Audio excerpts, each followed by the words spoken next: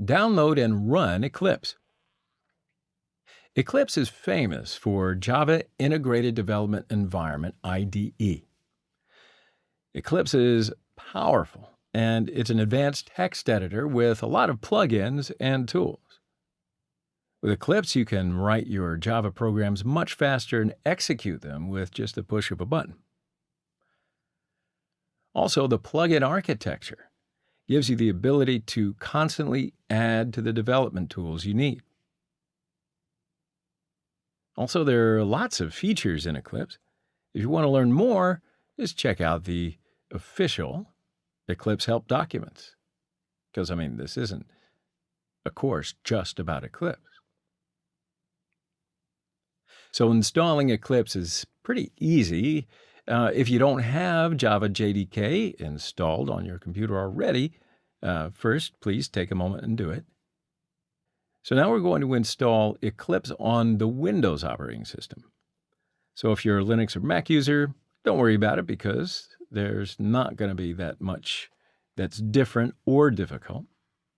And you can follow similar instructions on the Eclipse website to install Eclipse on Linux or Mac as well. So now go to whatever your favorite search engine, Google, is, and search Eclipse. And on that result page, choose the download link. Now on this page, we choose the proper link according to our particular operating system and type. Right, so my system type is Windows 64-bit, so I'm choosing download 64-bit. Now, if your system is 32-bit, you're just going to have to download the 32-bit version. Now, on this page, we'll just choose download again. And sure enough, the download is starting.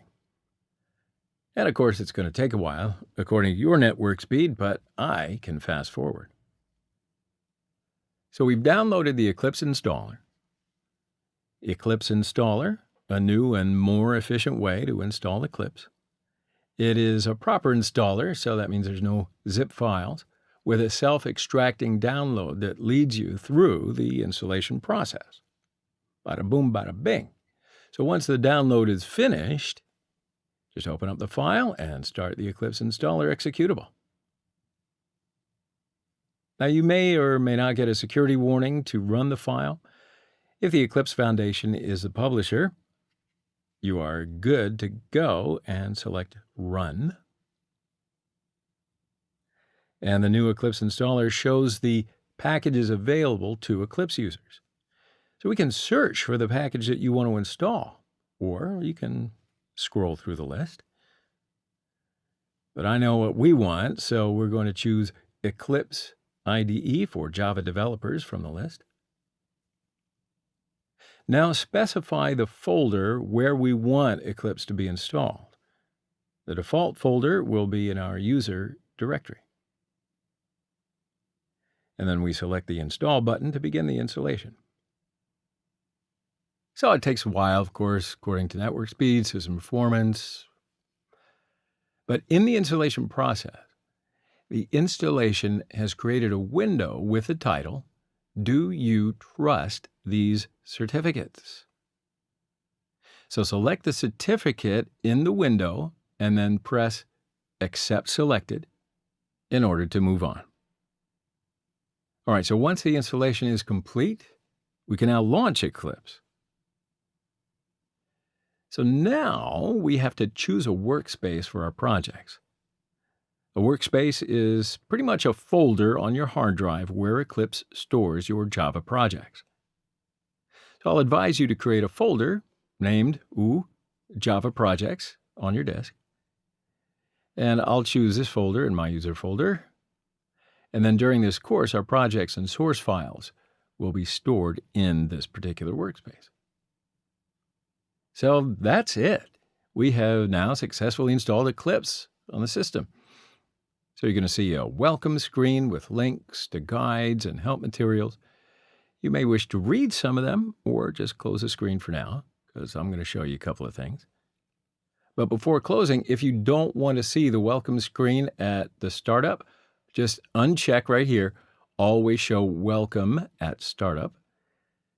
Okay, So now you can close the welcome screen. Now, do you see the Package Explorer on the left side of the screen? The Package Explorer view allows you to browse the structure of your projects, and it allows you to open the files in an editor with just double-clicking on the file. So you see this empty area here? This is your code area. That's where we're going to write Java codes. The Problems view shows errors and warning messages. And we can just go ahead and close the other views for now. Now, let's customize our Eclipse by adding some views. So first I want to add console view via window, show view, console. The console is used to display program output. And of course, I want to add a Project Explorer view via the window, show view, Project Explorer.